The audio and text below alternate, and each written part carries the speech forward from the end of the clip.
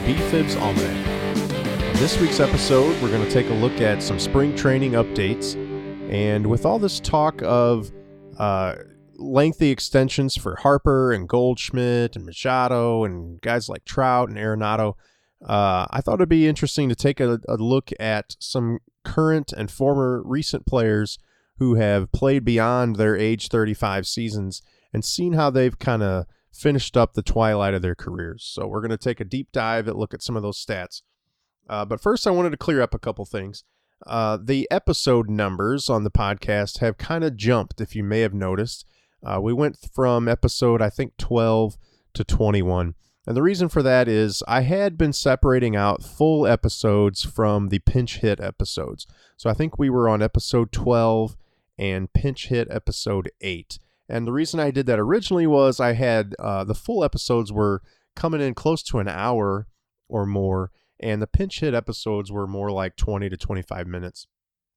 Well, I kind of decided that I didn't really care for the full hour long episodes, and it seemed like the full episodes were around 25-30 minutes, and the pinch hit episodes were also around that same length. So there really was no difference between a full episode and a pinch hit episode. So I'm retiring the pinch hit format, and we're just going to go with full episodes from this point out. And it looks like they're going to be anywhere from 20 to 30 minutes. We might go long on some, we might go short on some.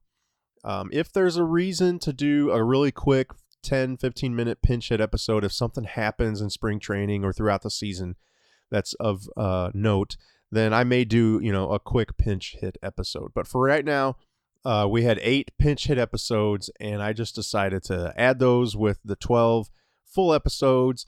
And so we had 20. So the next full one was 21. So this one here, I believe, is going to be 22. So from now on, it looks like we're going to have full episodes, and that's why the number changed, if anybody was confused by that. Also, the schedule has been erratic. I think I had told you guys recently I've been sick. Had to miss a lot of time. I came in on a Friday and did one, and I was going to post the following Sunday, but didn't. So the normal schedule is going to be Sunday nights and Wednesday nights, and we're going to try to get back to that. But I just wanted to kind of clear up, why some of them hadn't been there when you were maybe used to getting them on Mondays or whatever. So anyway, nothing too crazy. Just wanted to clear up a couple things. All right, let's take a look at the latest on spring training. So the last episode, last Friday, we talked about Dexter Fowler being on the hot seat, or whether or not he was on the hot seat. And since then, he has played in 3 games every other day. He played Saturday, Monday, and today. Today's Wednesday. Now, in those games, he went 0 for 3 with no walks and a strikeout in the first game, 2 for 3 with a run scored, an RBI, no walks, and a strikeout in the second game. That was kind of his breakout game. And then today, 0 for 2 with a walk and a strikeout. So a couple of offers in there mixed in with a 2 for 3 game. After that second game, Schilt was talking about how this is the Fowler we know. He's back to normal, blah, blah, blah. I had posted on Reddit asking the question of whether or not Fowler had done enough to get off the hot seat. And I was kind of surprised with the reaction I got. A lot of people were saying it doesn't matter what he does in spring training. It only matters in the regular season. They're willing to give him a month or 2 in the regular season before you pull the plug. And some of it is their attitudes as fans, and some of it is what they think the team is going to do. They're going to give him time. So I guess I perceived it as he was on the hot seat in spring, but a lot of other people seem to not see it that way, that he was already guaranteed that starting spot going into the season. No matter what he did in spring, he's going to be the starter in right field. And several people said they would expect to see him get, his leash would go out until the All-Star break before they would pull the plug. So I don't know if it'll go that long. I mean, he's doing a little better in spring, but if he really struggles and he's batting 150 for the first month or two of the season, I don't think they're going to wait for the All-Star break to move on from that. But we'll see. He does look like he's doing a little better. I do know he didn't get his first walk until today, and that has been a deliberate approach. He has been going up to the plate swinging. He is not trying to take a walk if it's presented to him. He is swinging at pitches, even borderline pitches that he maybe wouldn't normally swing at. He is trying to get back in the swing of things, so to speak. So some of this lack of production is not necessarily a reflection of his ability. It's his approach. And this is not necessarily the approach that he will have in the regular season. So I've been a little hard on him, and I'm sure many fans have. But I think we need to probably allow him to kind of get to the approach that he's going to use. So like I said, he hadn't taken a walk until today, and that was on purpose. He was not going up there looking to take walks. Now, that's only so much of an excuse. I want to see him hitting more. I want to see him producing more. But hopefully we'll get to see that in the next few games. Dakota Hudson is looking much better. Today he was a little sketchy. Not too bad. He gave up 1 run in 3 innings, I believe. The previous game, I think he went 4 innings with no runs. He is getting ground balls. That sinker's working. He's getting some strikeouts, not too many walks. So he's looking fairly consistent. And I think he's maybe passed up John Gant at this point. Now, I think, like I predicted that Gant would be that 5th starter. He hasn't looked as great, but he's been okay. He's been consistent. So I kind of really think it's going to come down to those two, Hudson and Gant, and who is pitching better at the end of spring. And they may even just kind of bounce those guys back and forth between the rotation and the bullpen. I do think Gant's going to make the team. Again, we've discussed before, because of his options or lack of options, he can't be sent down. So I think he's going to be on the roster. It's just a matter of whether he'll be a starter or in the bullpen. Right now, if I had to predict, I'd say it'll be Hudson and Gant will be in the pen. But if not, I think it'll be flipped. I think Hudson's going to be on the roster either way.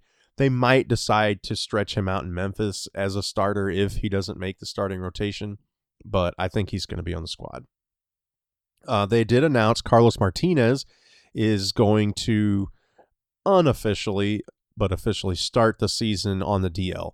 So he's just now being able to get back to throwing, and he doesn't have time to get back into game shape. So he's going to start the season on the DL.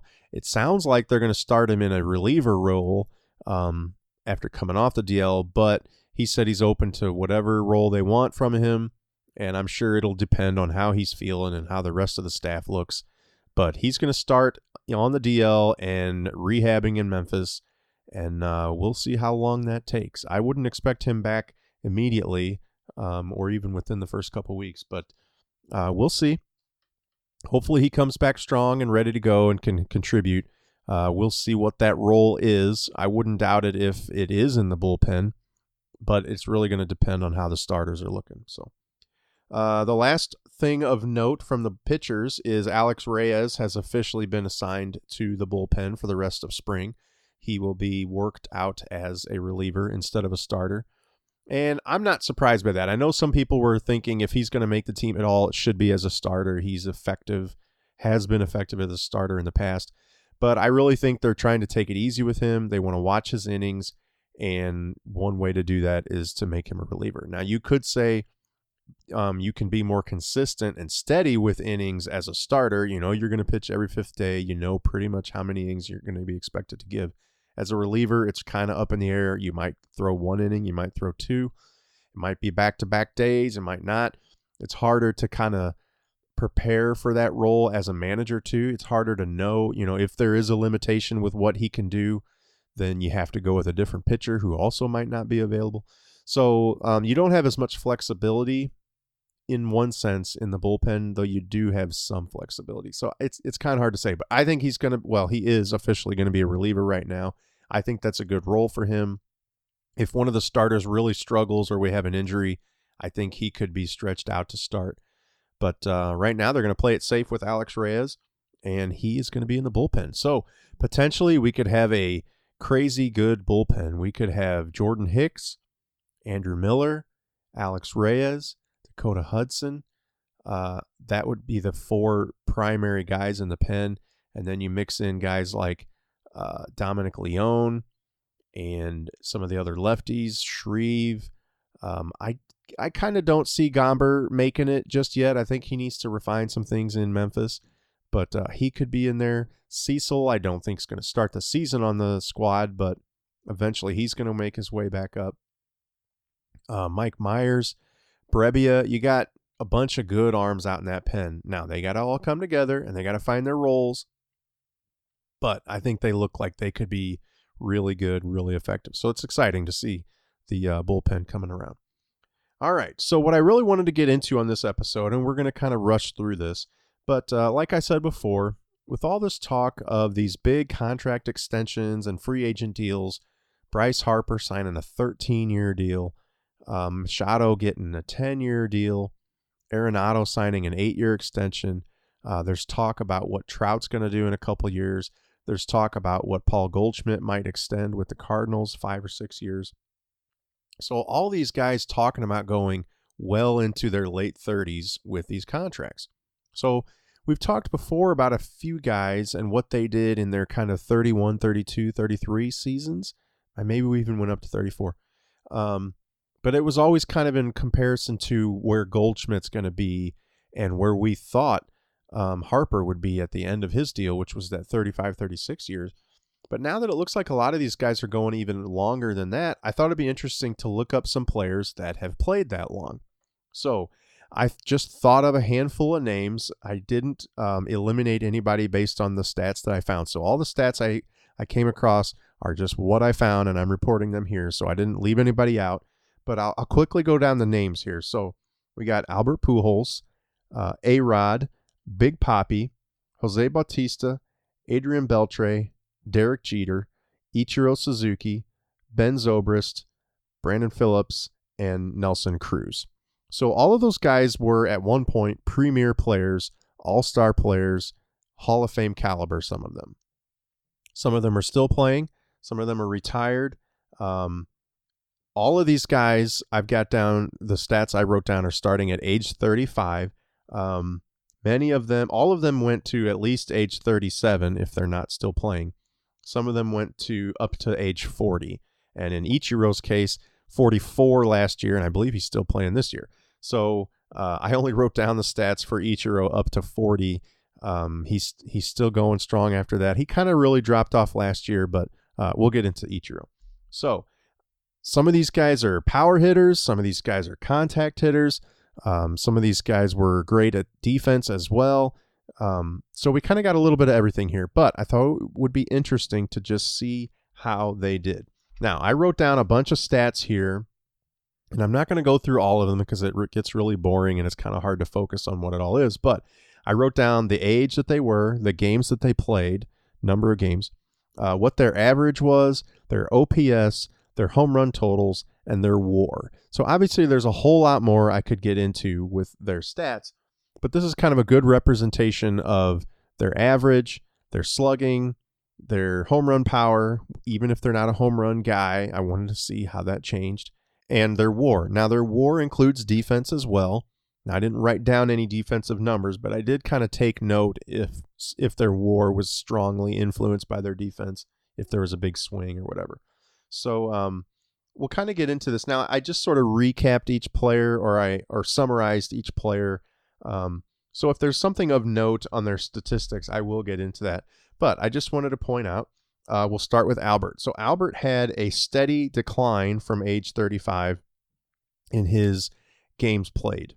His average stayed about the same. Now, it had already dropped off pretty far at that point from what we were used to seeing here in St. Louis.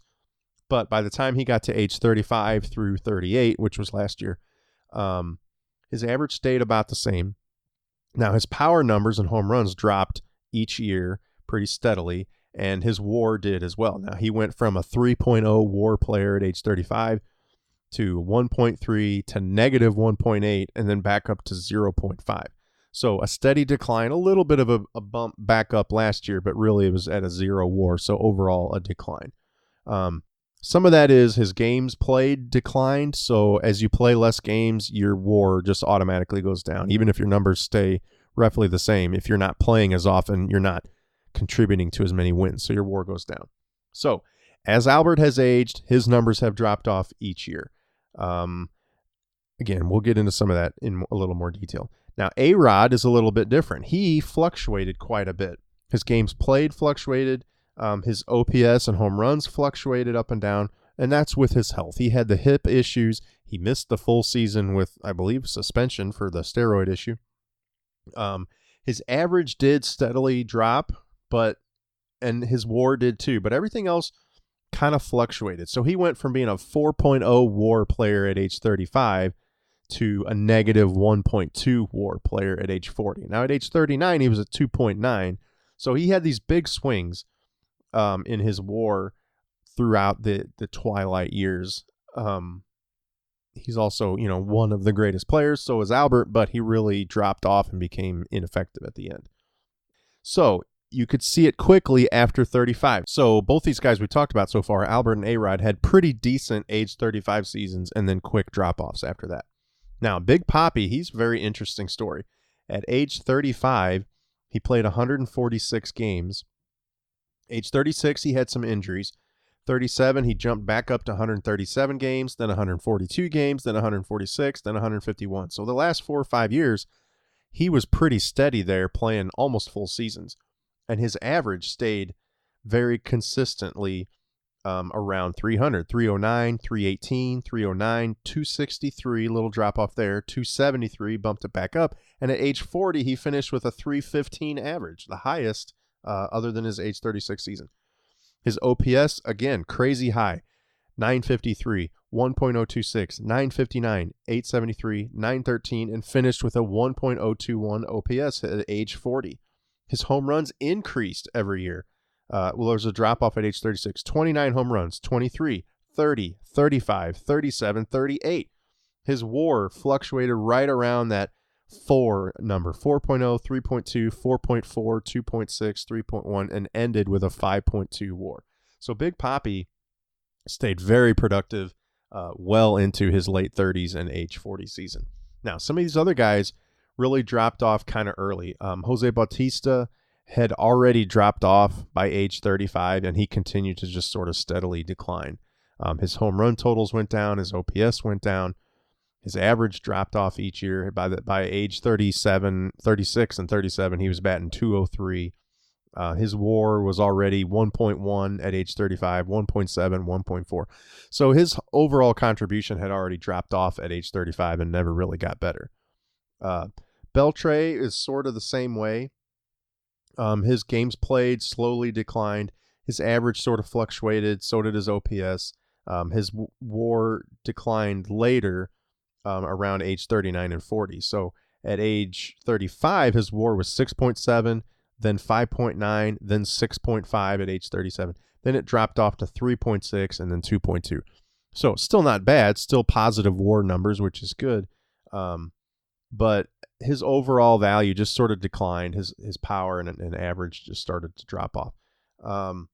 Jeter was sort of not quite as fluctuating as much as the others, but just a slow decline. Now, still contributing, still pretty good, but he was a 6.6 WAR player at age 35. And then at age 36, he's a 1.7 WAR, then 1.4, then 2.2, then negative 0.7, and then 0.2. The trend here so far, and the guys we've talked about, is that at age 35, they're still contributing in a pretty big way. But by just the next season, 36, almost every one of these guys dropped off pretty heavy and then just continued to slowly decline. We look at Ichiro. Now, he's kind of the freak here. He's still playing strong at age 44. Now, he had also had a pretty big drop-off.